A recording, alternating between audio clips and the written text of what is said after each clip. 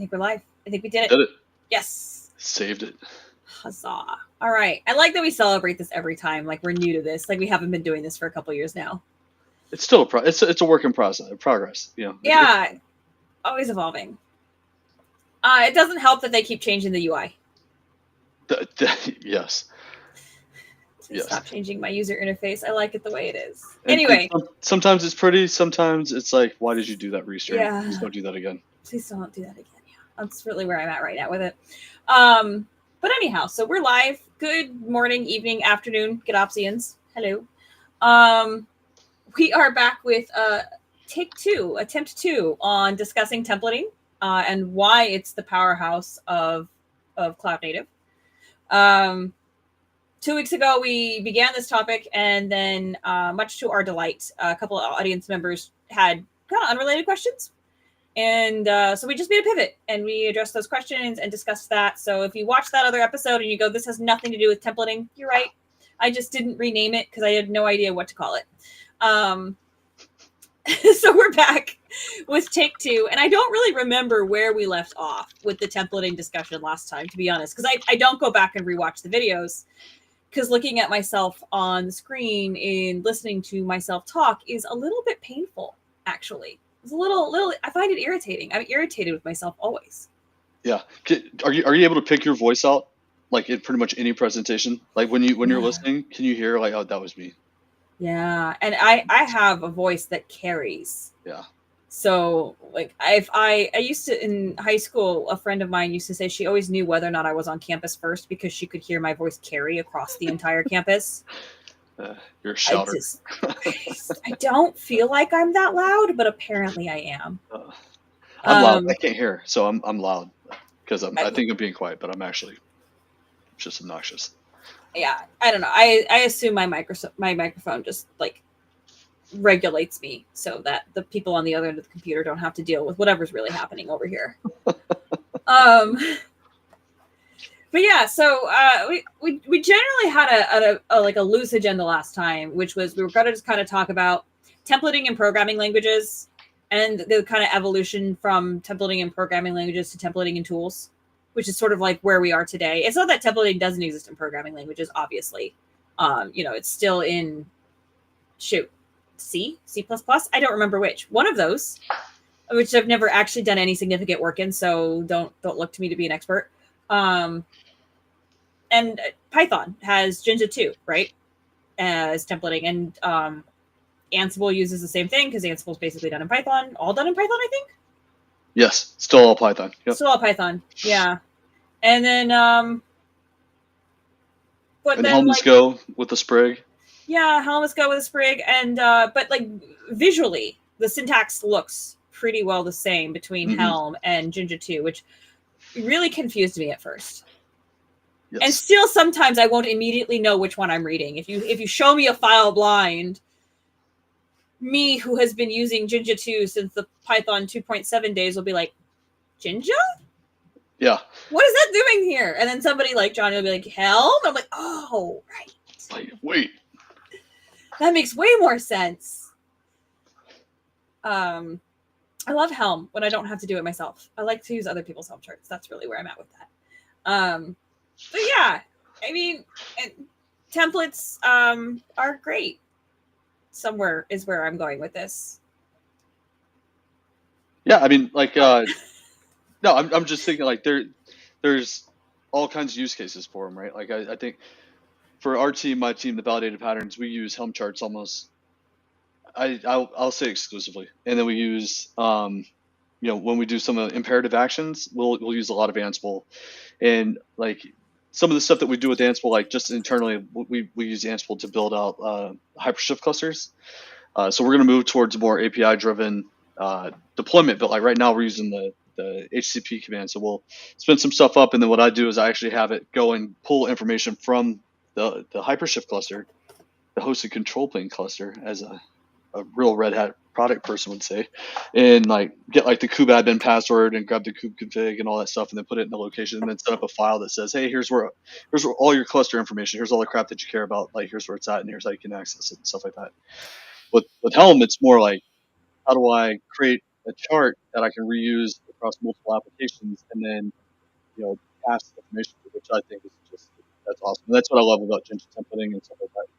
The thing I think I struggle with the most, it's visually similar, but when you have when you start stacking conditionals, like if something and this or this, in Helm it's like if and then the things, and but with in Jinja it's like hey if and then it's a typical and then the other expression, so it's not conjoined, which is a little weird. Yeah, that can be, and some of the we get into some of the inheritance models and so forth in Helm can be it's new. I think the word I want is nuanced. Yes, last one wins. Yeah. So you can definitely have it's well documented, but I didn't find it intuitive. Yeah. So not and there's you have to take design decisions. So that's not a criticism. I'm also dyslexic, so I find very few things intuitive in the end. I was trying to multitask and fix a Golang linter issue the other day, and I couldn't do it. I just couldn't do it. There was the PR comments from me are hilarious. I'm like, you know what? Who actually even let me code? Was one of them, because it took me until I actually said the things out loud to understand where I had messed up. And somebody was like, oh yeah, it's complaining of this because this reason. I'm like, right, okay, so just gonna delete that. And then they're like, wait, no, you got it. And I'm like, wait, hang on, let me just say this code. Let me say the code so that I can logically follow it. And so that is definitely a fun little brain thing of sometimes I just can't actually comprehend what I read. It's like audio pseudocoding, right? Yeah, I do that actually anytime I approach writing new code, and therefore anytime I approach needing a template. Is I just speak out loud and type and walk myself through what is the logic of this going to be, what are the relationships of things going to be, and then I save that, and then I reuse that a bunch. The number of pseudocode examples of approaches of things that I've done over the years that I just keep as a starting point for the next time. I've got my own little secret set of templates, which just shows you that we do solve the same problems over and over and over again. Yeah, I used to early on. I would just junk everything that I was like, okay, that's garbage. That's garbage. And now I keep everything. I hoard test cases that I keep. Oh, here, let me try this. Let me try this. Let me try this, because it'll work, but it might not do exactly what I need. And I found that I just burn all that stuff down, and I'm like, shoot, I needed that. That's how did I do that? And then so now I keep everything. And it's gross. Yeah. And ironically, this is literally why templates were created. Is we found ourselves writing the same code over and over again. So now we've created our own little secret our own little secret template library, right, for personal projects or whatever we're working on. And that's exactly what templates solve, right? Which is just a different place. Is okay, you can do this one thing once. Now you have something generic that's reusable, plug and play, do the things. And it lends itself very well to declarative environments. Which is what that's what being cloud native means. It means your environment is declarative. So I think that really is how it's become, such a cornerstone of our work these days. Is that when you are declarative, then you just don't want to write anything ever again. Yeah. You don't have to. Yeah. I don't want to write something new. Somebody already did that. Well, and that's the beautiful part about Kubernetes as well, right? Where even if you write a manifest, you're not really saying go do this thing in this spot at this time, right? You're saying, hey, I want this resource. Here's what I want it called, right? And really, the templating is just making that same resource, reusable across multiple applications or multiple iterations of the same thing.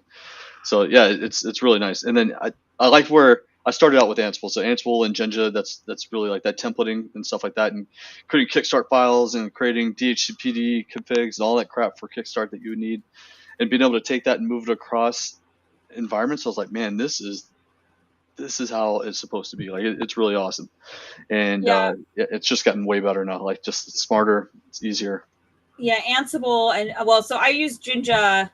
I used Jinja templating for like Python Flask apps, like way back. Mhm. But then for actual like DevOps stuff, the first one was Ansible for me. Okay, well the very first one was Jenkins, but we're not talking about that. This like templating tool, is Mhm. what I mean to say, for DevOps stuff was Ansible for me. And what we set up that I loved was basically it was deploy to deploy this next version of the code to the cloud, and it was like, okay, which version exactly do you want? And it was all that interactive aspect to it when you're doing it on the CLI there. And it's like, okay, I want to run this playbook. Okay, well, which options do you want to run? Here are your choices, right? Oh, I want to run option 3. I only want to actually deploy this to the QA environment, right? And we had it set up to do automatic deployments and everything like that. But then I could also be like, you know what, I actually need to do something special. So I need to swap what's there out. And so then I could just do the interaction with the CLI, and it would just go boop, boop, boop, boop, boop, all around the Google Cloud and do the things. And it was one of those things where it was so beautiful because, I mean, we just set it up the one time and then it worked for like ever. Yeah. I mean, basically, if Google changed something about the APIs we were interacting with, then that would be a problem. But other than that, it just kept working. Right. But that's still like, even if they did change something, you're still iterating versus redoing, right? And I think that's really, because I mean, we deal with the same thing today with operators, right? Say like, I keep throwing Grafana under the bus because they keep changing stuff, but like say if Grafana updates their stuff again, right? And maybe they change an API name, or they change some type of resource or something like that. And you have to go in and modify the templates. You, instead of redoing the whole thing, you're just iterating on what you already have, and like that's really where the money is, because now you're not having to refactor an entire project. You're just saying, hey, let me go update this piece, and maybe I need to have some backwards compatibility. So you add in like maybe some conditionals where it's like, hey, if this, then that, you know what I mean? It makes life is so much easier now than it was 100 years ago for us, Yeah, us old timers. Yeah.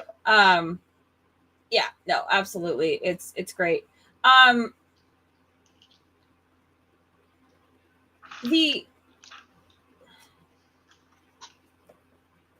There's kind of like an interesting thing in here because I don't know how many people remember OpenShift 3. So these we were talking about Ansible. Ansible's an industry standard for a bunch of things. We could also talk about Terraform, again, industry standard for a bunch of things. And we talked about Helm. We're not talking about Kustomize because Kustomize is technically template free. So that's an important distinction. Even the good thing to know, though, is that Kustomize does in fact ship with every version of Kubernetes anymore. So like FYI, if you didn't know that, now you do. But for those of us who remember OpenShift 3, do you guys remember OpenShift templates? Yeah, they're still around. Like they still work. Yeah, they're just deprecated. They're they're being sent out to the pasture, unfortunately. That was one for me where, I actually kind of appreciate the fact that we went, okay, there's an industry standard here, so we're not going to, let's do the things that make sense. But that was one for me where it was. I knew he was going to say that. Gerald and his love of Kustomize. I knew this was good. He is going to say Gerald's a Kustomize guy. So is Christian. It's okay. I don't have a favorite. I use Helm every day, so I prefer Helm just because of that. So I don't have a favorite. I'm thinking, and part of it is because in my job I don't use something specific every day. Mm-hmm. But that's because of what my job is. So I'm a little bit less. It's ironic because you would think, oh, S3, you would do that all the time. No, not really. Yeah. Not so much. Because it's everything that happens after you have those templates. And everything that happens, it's all the day 2 and on stuff. Like, okay, I've got this set up, I've got this configuration, I've got this repeatably, on. It's what happens if things go wrong is where we really kick in. Although we do write, so speaking of operators, we write an operator. Right? The Azure Red Hat OpenShift product has an operator that helps to make it what it is. That's what takes OpenShift and turns it into a service. And we actually have some where you were talking about where APIs could break or change. We have some logic written to our operator to kind of help future-proof against APIs changing without notice. Oh, that's cool. It's kind of interesting when you're like onboarding to a code base that's been around for a long time is always a different adventure than spinning up something greenfield. Yeah. And so it's always interesting because sometimes you've got really good documentation as to why something was done. And sometimes you do not. And so looking at it, you're like, why? And then you think about it and you kind of follow the path. Like, oh, because this is reliant on an API and who knows what they're going to do over there. So in a way, we sort of kind of, and then we in our own code base, we use templates. So, it's a different problem though. What? Hang on. Sorry. Now I'm like Gerald has now all my attention. No, he's making good points. He's saying that he likes OpenShift or he remembers OpenShift templates, but he thinks that Helm is better. And I tend to agree with him, right? I think if you're doing very OpenShifty things, like if you're living only in the OpenShift ecosystem, templates are probably pretty awesome because they do the routes. So you can do all the config maps and secrets. You can call the OpenShift API stuff just like build configs. Like basically, if you're on the OpenShift API and you're using the OpenShift API, the templates are probably you're going to get the most bang for your buck. And then because then you can use like the image streams and stuff like that. You can get fancy. Yeah. And then he was talking about how he likes Helm as well, but he defaults to Kustomize. And I noticed that a lot of people do that, and there are very specific use cases for templating versus patching. And I think use the right tool at the right time. 100%. Like operators, right? If you're creating an operator, Kustomize is 100% the tool to use instead of Helm. Yeah. If you're doing like CI/CD pipelines and you need to make like an update to an image tag or something like that, patching is the way to go. That's where Kustomize is the best tool for the job in that case. Like there are very like specific. There's more general use cases, but like the specific ones that I think of all the time are like the operator configs and with like patching the SHAs and stuff like that. Yeah. Well, and actually, so even though I'm not sure how common it is at this point, but a couple of years ago, it was really common to see operators that instead of doing everything themselves, actually would run a Helm chart. And then the operator was in charge of the CRDs, which is like, yeah, Helm and CRDs, there's design decisions there that make it not necessarily always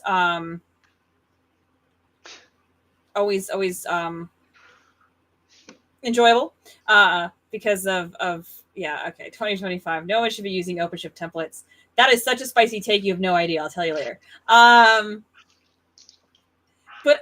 actually, so on the concept of like the fact that OpenShift templates let you kind of do the OpenShift isms. When I was getting ready for this episode, I was looking at our good favorite project, Argo, and I was looking at the Helm charts for that.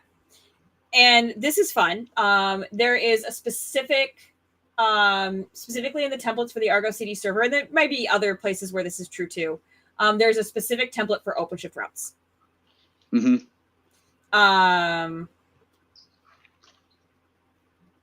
And that I thought was very, like, I get why. I'm not sure if I can super clearly explain why you need, like, but OpenShift routes, we had an episode on this. I think Gerald was the one who came on and did the episode on OpenShift routes with Argo CD. Right, OpenShift routes is it is one of our opinions. That's how I want to put it. Yes, it is. It's one of our opinions. I always tell people OpenShift is an opinionated Kubernetes. And if you don't know either one very well, it's going to be maybe difficult to identify what those opinions are. Security context is one, routes is another. Yeah. And the thing is, you can create an ingress in OpenShift, and that will create a route. But the problem is that it's not really a problem so much anymore. But at the time, especially early on, you couldn't do certain things with the route, like add secrets to it directly, and where you can with a route. And like with routes, we can do different types of like terminations. We can do like edge termination. We can do pass through. We can do redirect and stuff like that. Where early on, you couldn't really. The ingress controller wasn't that smart. The ingress API wasn't that smart at the time, without something like an Istio or something like that. So yeah, I do see routes eventually going the way of the dodo bird, or going the way of the rest of the OpenShift API things. But maybe they'll keep it around because it's at this point it's synonymous with OpenShift. So yeah, it would be interesting to see them try to deprecate that at this juncture. But I think this is one of those things where we did it because there wasn't a standard, 100%. and now it's evolved, and so we're going to have to take a decision. And that's something that you see quite a bit in large projects, especially and also in open source projects as well. Yeah, and I mean other API things that we've seen them deprecate. We have deployments in Kubernetes, right? It's a primitive. OpenShift, we had deployment configs, and it just made sense. Deprecate the deployment configs. It doesn't make any sense. Yeah. There's other things like you can do image streams are still OpenShift API. Build configs, build I think shipwright still OpenShift API type things that you can do. What's the other one that they replication sets, I think, or maybe it's controller.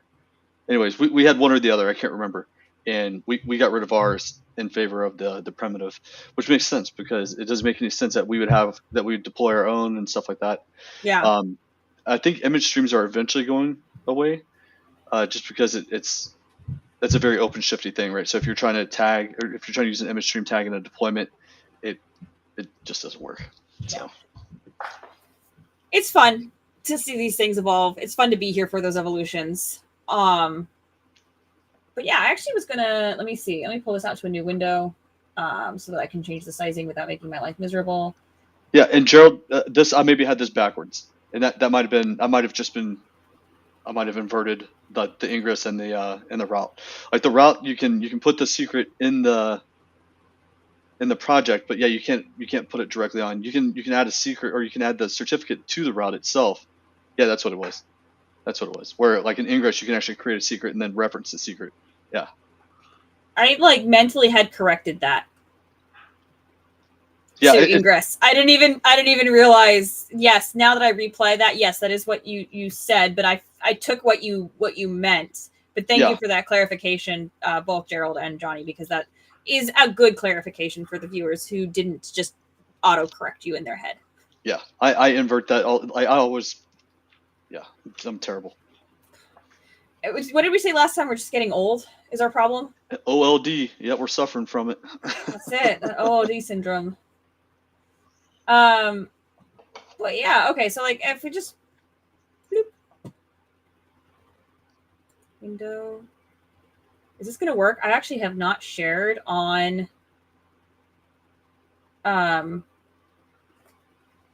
Restream on this computer in so long. There we go. Like, are my permissions set correctly? They should be. Yeah, there we go. Let's make this visible. That did not make it visible. How's that? I am gonna see. There we go. I just took our faces off of it. That's so much better. They don't really need to see our faces while we do this.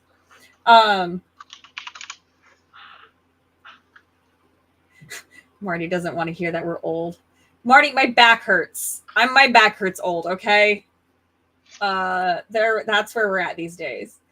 Anyway, so speaking of Helm charts and templates, and we're gonna look at more than just Helm as we go through this little mini series on templating. It's just that I don't particularly know most of the other templating tools as well. So I went back to the familiars. But here's the Argo Helm chart. You all can't see my pointing at my screen anyway, so I don't know why I'm doing that. This is a very good example of a Helm chart, in my opinion. I'm sure that there are some gripes. There's some gripes with everything. But this is one that I look at when I'm like, how does a good example of that look like in Helm? This consistently is my go-to. So if you have a better Helm chart that you recommend, or another Helm chart that you like better as a reference, feel free to drop that into the leak. But this one is one that I refer to a lot to understand because it's very well maintained. That's the other thing. So good job, Argo Helm friends. I appreciate it. I think this is the one that Christian shows off as a good example too, right? Or yeah. This is the one he used to brag about. Yeah. Okay. Yeah, this is one of I use this every time I set up a dev environment and I'm adding Argo to it. I use this. This is what I do. I don't even use the operator, and you would be like, whoa, why don't you use an operator? I'm like, because the Helm chart is so nice.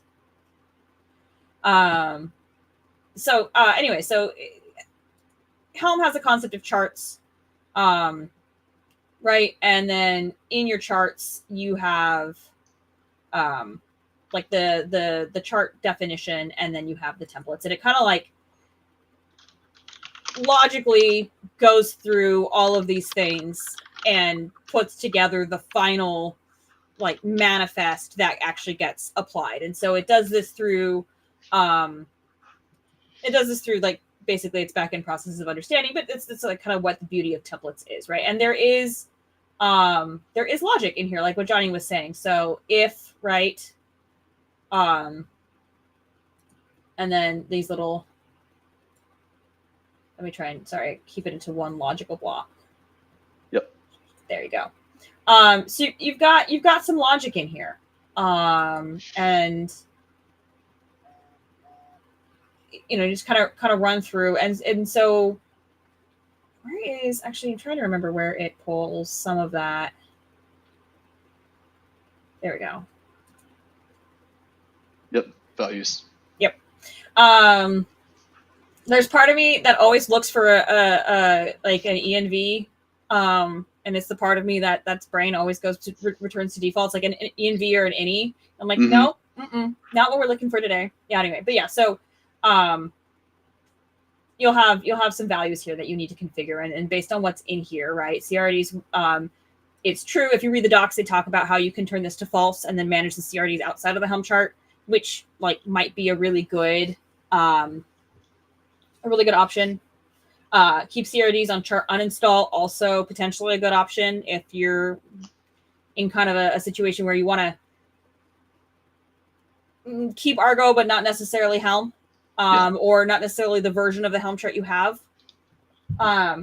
So they've done a lot of powerful things in here that are really useful. And then deploy on OpenShift, right here it's false, but obviously we've seen that if you set this to true, they have places where was that? It was in the Argo server, right? Somewhere. Probably there. In the controller, right? I don't even remember where I saw it. I had that. No, it was in the Argo server. This is Argo events. Can't even read scripts. Yeah, and so one thing to note on, like with the values here, anything that you see in this values file, you could actually have in a separate values file, or override at the command line with a flag, or you could have like another values file that just has the very specific things in it that you want to override. So that way you don't have to go into the actual chart itself and do crazy stuff in there. You can just say, hey, -f, pass it the values file, and then it'll read those in and then make the overrides for you. Yeah, that's a really good point. And that allows you to keep the code cleaner, right? It allows you to I don't know, maybe some people don't like to call templates code. It allows you to keep your templates just a little bit cleaner, because and you don't get configuration drift. So if there is something that like you want to test a change to how you're using this, obviously you wouldn't just do that on every single environment you have, right? You would do that in a dev environment first or what have you. So being able to just like pass through, okay, actually we're going to do this thing this way because it's dev now. That kind of those capabilities, and then your Either there's some logic, like you saw, like if OpenShift do this, like there may be theoretically in templating some if dev do this, or it would just be like a straight up override, like Johnny said, in this case, which also is just allows you to kind of have a little bit of it's just cleanliness. It's cleaner, it's more elegant. Then you just have to learn what the override options are and what the overrideable things are, which is a more of a documentation problem than anything. Yeah, and like, just this is actually a really great example. If you look at just what you have under templates right there, right, and that one Helm chart, look at everything that you can deploy from that one template, right? That's what, 4 different controllers at least, if not more. Because it looks like you have the application sets, you have the application resource itself, you got so there's all kinds of stuff going on in that. You can override it, and now if something changes, or if there's some backend change, now all you have to do is make an update to your template without having to go through and redo like the entire deployment or anything. You know what I mean? Like it's just an update to reconcile that change that you've made maybe on the backend somewhere or in the API somewhere. Yeah, exactly. So and it keeps the code dry, right? Don't repeat yourself. Which is really good. I agree with you, Marty. 100%.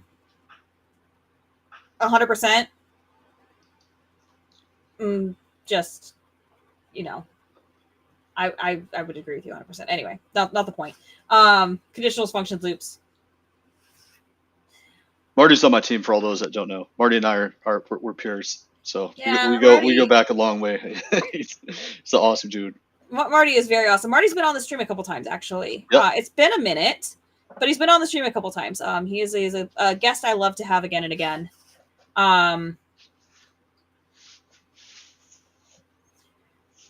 Yeah, and Gerald, that's fair, right? Like I think if there's a lot going on, like this is probably a good example of having a lot happening. Like, but if you have like a very I don't want to say a simple chart, but if you have a chart that is just basically doing some config and it's the iterations are small, like this would be massive. But yeah, I totally agree with you. Yeah, and I think that's a pain point for a lot of people too. It is definitely a pain point for using them in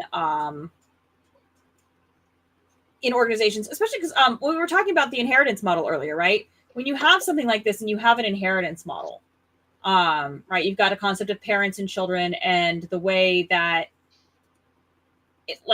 obviously Helm has a defined way of doing it, but I'm showing Helm for the discussion points, but I'm not trying to center this on only Helm.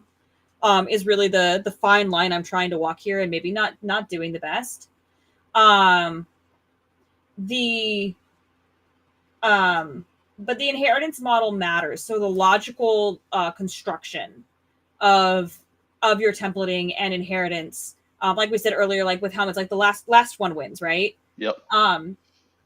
Theoretically, I don't know how every single templating engine works. Theoretically, that may not always be the case.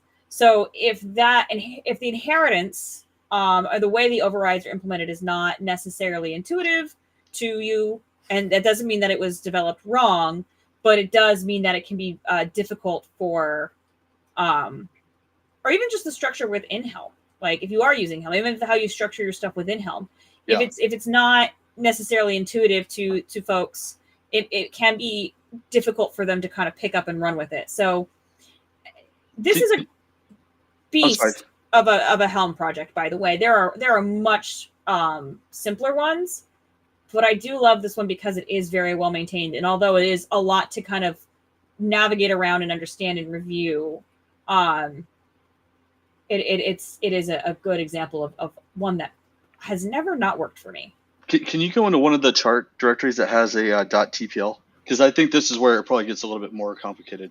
Like, what was the one that you were in initially where it had, I think it was events? Sorry, I can't read at any sort of speed. Where did I have events? Let's see. Does this have it? Yeah, so basically, like, I think not to speak directly for what Gerald was talking to, but like where it starts really getting complicated, like this all seems very standard, right? Talking about like primitive charts and stuff like that. Now where this, there we go. Yeah, here we go. Where it gets really complicated is when you start using these helper templates, because like you would include these things, and if you understand how Helm uses this, then it's like, okay, it's not that bad. You know where to go look. But if you're new to it and you're trying to figure out like where the redirection happens, you're like, holy crap, what is going on here? So you see how it's got this include argo cd.full name. If you know where that's at, then it's like, all right, cool, go get it. But if you don't know where that's at, you're like, what's this even talking about? And so if you see that in a chart, you'll see that a lot of times where the chart will just be a bunch of includes, or they'll have it completely templated out, and it makes it a little complicated. And that's I think where like that becomes very what do they call that? Tribe specific, right? That's tribal knowledge. Tribal knowledge, yeah. Yeah. And so it does make it like black magic to a lot of people. But like anytime that you see these template files, the way that gets included, or the way that you get the stuff that's in these gets used, is through an include.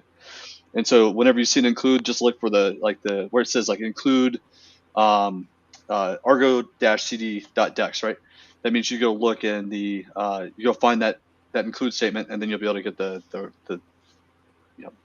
block that it's going to put in there. But it helps keep your charts clean. So the idea is it's supposed to help make everything cleaner. And then if you're doing like subcharts, that's where it becomes like Ansible and group vars and host vars and defaults and vars, and yeah, like the 17 layers. It becomes a parfait at that point. Yeah, that was what I was looking for earlier, because earlier today, somewhere I had like kind of the same directory structure repeated in one of these. Mm-hmm. And I was looking for that because it does have the subchart.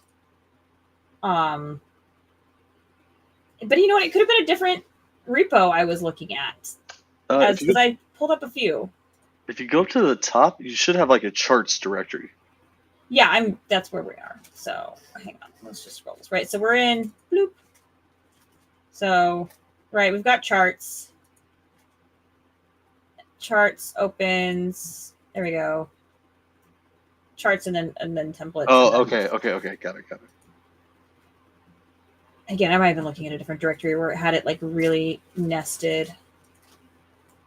The CRDs one is kind of important too. This is actually a change they made, not recently, but like somewhat recently. Depends on how you define, like how you feel about recent. Like, is it within the last 5 years, or since computing moves so fast, that's an eternity ago? This is a perspective issue, I think.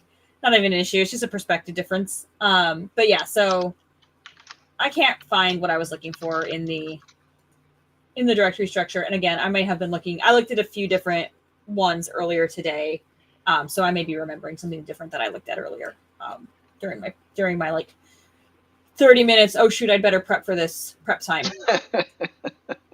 The old 30-minute expert, huh? Because I don't get to use Helm super often, I am in a consistent cycle of learning it and forgetting it. Yeah. And it's one of those things where like I learn it and I play with it and I mess with it and I poke around and I hack on some stuff locally and I'm like, okay, I'm comfortable with this. And then I have to set it aside and 3 months goes by and I'm like, what did I do? Who even am I? Right? It's I don't remember. And I was like, whoever this person was when she wrote that, she is much smarter than I am today, let me tell you. Yeah. So it's sort of the same. It's basically just that event again of like, oh right, Helm. I love Helm. Why do I love Helm? What even is Helm anymore? Yes. Because I don't use it consistently. I am the king of winging it. So like I would love to sit here and make excuses for myself, but yeah, I'm like I've waited until the last minute to do this. So I mean, like I said, I knew we were doing this episode 2 weeks ago, and I was just going to con you into doing the whole thing, and then we pivoted, and I was like, cool, I'll actually prepare this time. And then I knew I had a whole additional 2 weeks to prepare, and I spent 30 minutes before the start of this getting myself together. So I have no excuses other than that's how we roll here. But we're gonna, as we migrate into deeper dives on things, and I wouldn't consider this our deep dive on Helm. Again, this is more about just discussing the theory of the thing and the reasons behind the practice of templating. as we actually go into deeper things, I promise I will actually relearn it again. And when we do, oh my goodness, when we do dive into Helm, I'll bring up some of the stuff that we're doing with validated patterns, because we do some, there's some things that we do. Yeah, 100% to Gerald's point there too about like the Red Hat COP. They have a Helm chart repository. So when we do the deep dive, I'll show the Red Hat COP Helm chart repo, and then the stuff that we're doing with the validated patterns, because like we've got some very basic ones, but we've also got some very complex ones, and it's kind of cool to see how it all works. And Marty made two good points here. He said instead of using inheritance, it's more about precedence, right? You're setting like how the you're setting the precedence of the chart and of the value rather. And then if you're using something like Argo CD, then you can actually visualize and contextualize where and how things are being deployed. Yeah, those are really excellent points. I wonder, not to nitpick, I wonder if they use inheritance in the Helm docs.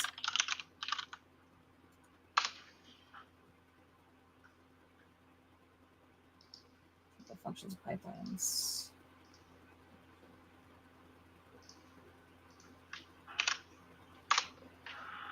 And just so I'm not gatekeeping the Red Hat COP Helm chart repo, I'll put the link in the chat. There we go. Subcharts and global values. And thank you for doing that. Subcharts have their own values and templates. Subcharts considered standalone, never explicitly depend on its parent. Cannot access the values of the parents.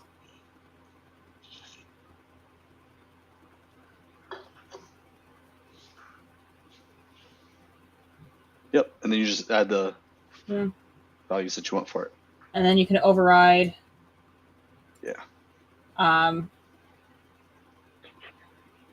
Yes, so yeah, we can use the word precedence very, very successfully here. It won't be confusing because it doesn't contradict the docs. Yep. Excellent. Excellent correction. I love it. We'll use it forever now. And I'll need to go back into the. Marty said this earlier. I need to reference the tape here. Maybe Gerald knows. I don't know, but like there's a command line thing that you can pass that if you don't pass it, like to update it, it'll override what you already have. You know, so instead of it like appending, or instead of like maybe pass new values file, and instead of it like it'll append versus overwrite everything that you have. So maybe you're just adding something to it without having to go back and reblast it. Oh shoot! Yes. There's a flag. I can't remember exactly what it is. I'll have to when we do the deep dive. Yeah, when we do the deep dive, we do have to talk about that. Yes, I remember what you're talking about because I did have to mess with that when I was playing with Helm. Yeah. Last. And I mentally cannot like go back to that space to access what it is. But yeah, there is a gotcha in there where you can accidentally I think it's during the upgrade you can accidentally well, there could be multiple places, but I think during an upgrade you can accidentally full on replace things instead of append if you're not careful. Yeah, that's dang it. All right, I might have to reach out to him.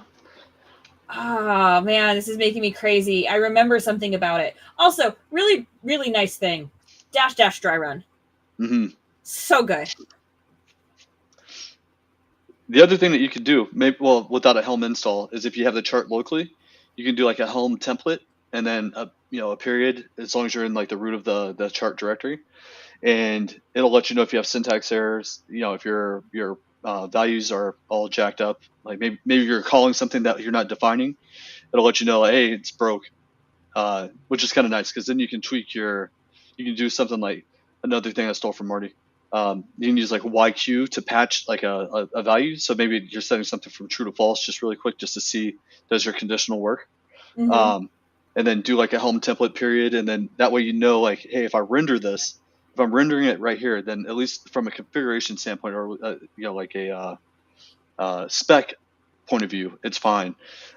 Your data might be wrong, but everything else is at least fine. Yeah.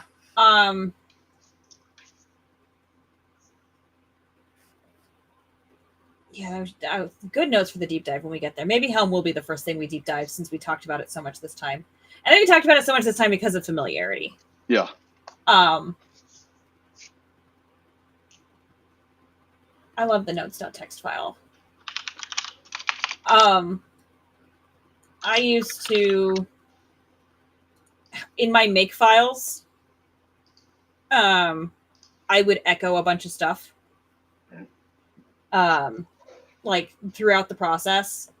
And if it was a process that I knew took a while, I would just put in pop culture references. This is because so first of all, everything I was writing at the time, back in the days when I actually did write code full time, which is not my job now, everything I was writing at the time was test automation. So the only people who would ever see these messages were me and anybody who was reviewing the output from the CI/CD tool. That's awesome. They really didn't it didn't really exist anywhere else. But yeah, so it was like there's one of the make files. One of the steps would take a little bit of time, and so it the Firefly quote, I'm a leaf on the wind.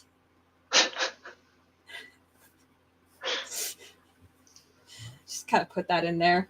Yes. I could have done something helpful.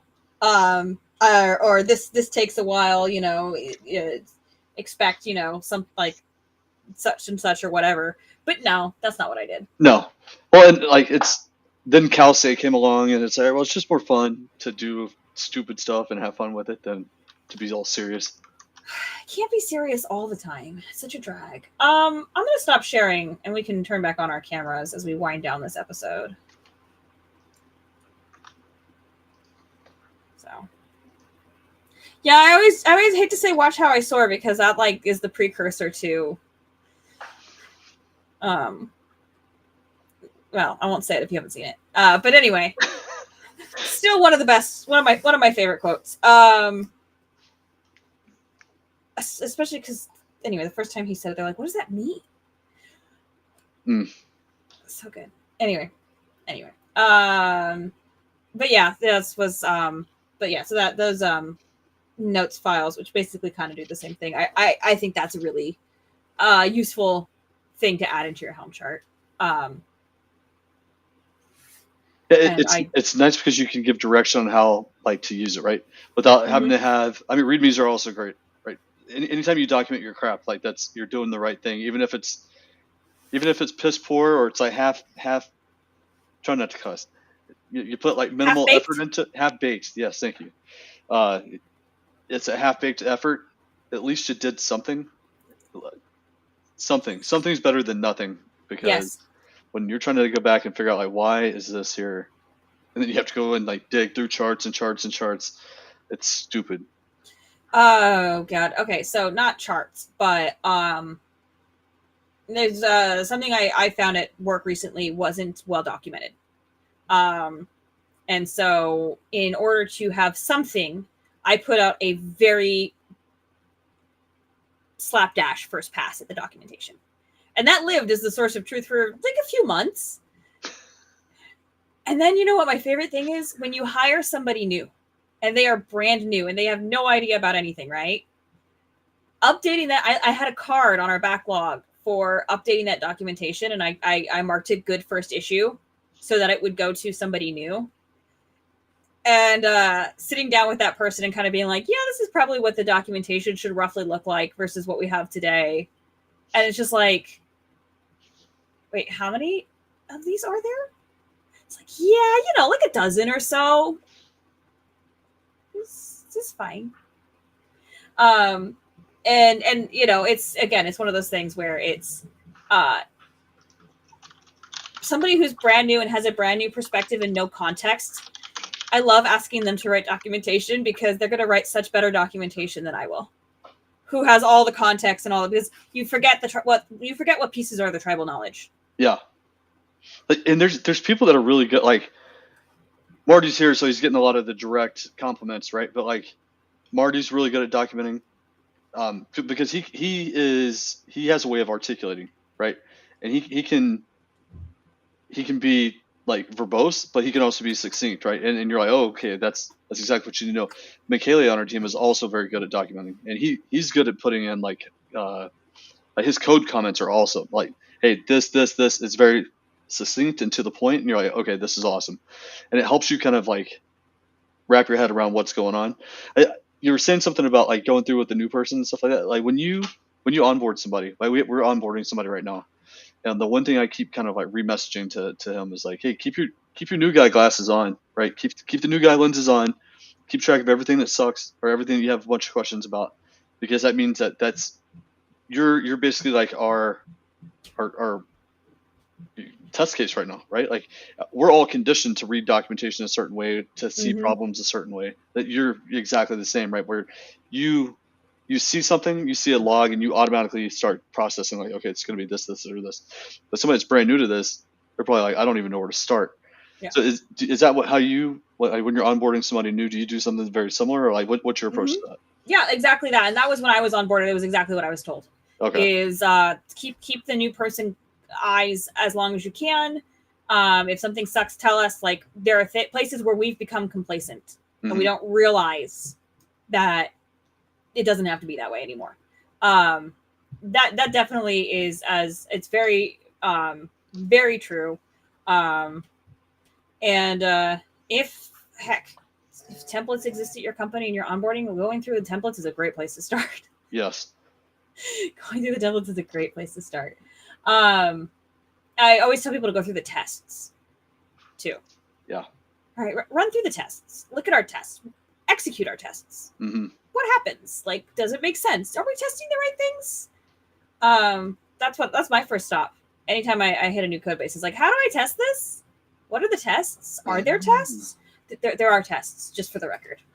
They are there.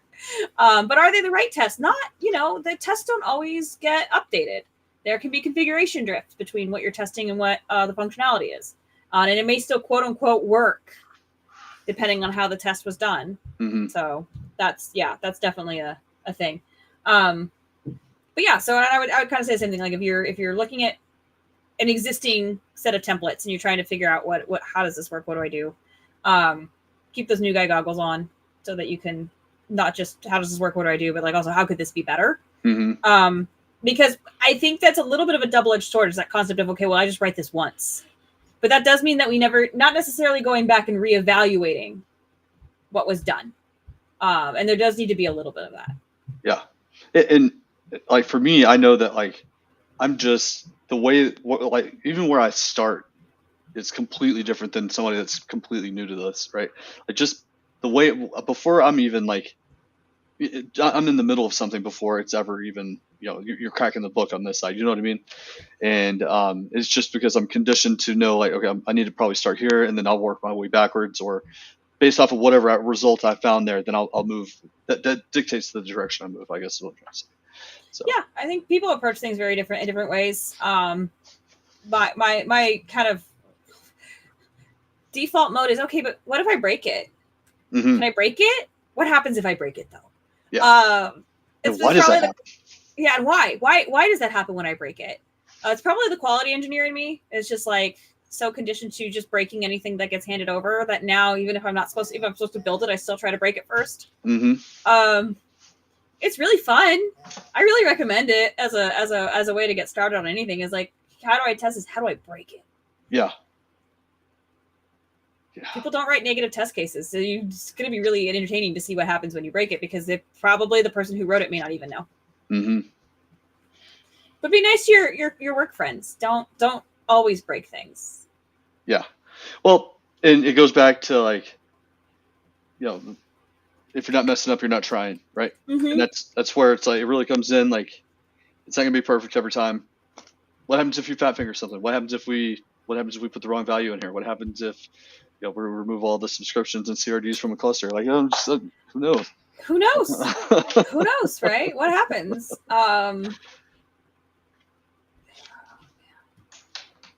You could do some wild stuff. But yeah, definitely. I mean, one fun thing to do is like break. If you have an already running system, break the network connectivity. See what happens when things don't have network connectivity. every time this has happened on any real system I've worked on, the results have been absolutely fascinating. Mm-hmm. Because that is so, it depends is the answer. What happens? It depends. But it's always interesting. Mm-hmm. And in Kubernetes, you'd be like, wait, well, how would I break the network? Go apply some network policies. So like some pod can't talk to another pod. Just go make it so that like whatever, Redis can't communicate anymore. Just go do it that way. Very, very easy, quick thing to do to go see how it breaks. Just fun thing to do because you're going to learn a lot about what the logs are going to say. You're going to start to see some stuff. And if you've got GitOps, you could go see if it puts it back. Yeah, if you have it configured correctly, yes. Yeah, right. Yeah, that's the final tie-in. I made it. Look at me go. Yep, you did it. I did it. Yes. Okay. So let me see. What is in 2 weeks? I'm on vacation, so we will not be back here in 2 weeks. We will be back here on March 13th. I don't know if I'll be here. I may be here. I don't know though. I might be back in town. I think I'll let you know. I have to check. I can't remember the day that we get back. I think we get back on the 12th, and I'm back. But it might be the 13th, so I don't remember. Oh man. Okay. Well, we're not sure what day we'll be back, but when we come back, we're just going to go ahead and go straight into Helm. Again, familiarity. We like it. We're comfortable with it. We know it pretty well. And then after that, we're going to figure out the rest of this mini series on templating and how long it goes. That's the other thing, is we have to figure out how many of these mini series we're doing before we transition to something else.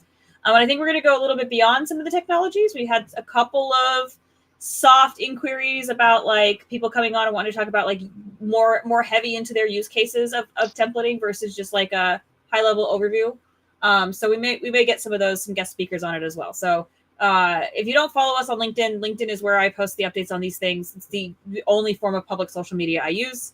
Yeah. I'm way too lazy to maintain other social media platforms. I just can't do it. And I hate Twitter, so yes. Yeah, that's a whole other problem. I was gonna gloss over it, but yes. Yeah, I'll say it for you. I hate Twitter. Thanks, Johnny. Yeah. No, don't use that. I do have a Blue Sky. It's remembering to use it. Yeah. I don't do that. So just follow on LinkedIn, and there is a public calendar, and I keep that up to date. So if you're looking for when we're streaming next, the public calendar will always have the correct dates because I keep it updated. So look for us there, and we'll see you back next time for Helm. Until then, choose your technical debt wisely. Oh, Johnny's got something. I got one quick announcement. All right, March 12th, if you're an avid user of docs.openshift.com, March 12th, that's deprecating. All the docs are going to be hosted on docs.redhat.com. So just make that mental note that you're going to have to make the transition. I'm sure you'll be redirected, but just so you know, like March 12th, docs.openshift.com is deprecating. That's right. I forgot about that. Good announcement. So yeah. And until then, choose your tech debt wisely, and we'll see you back.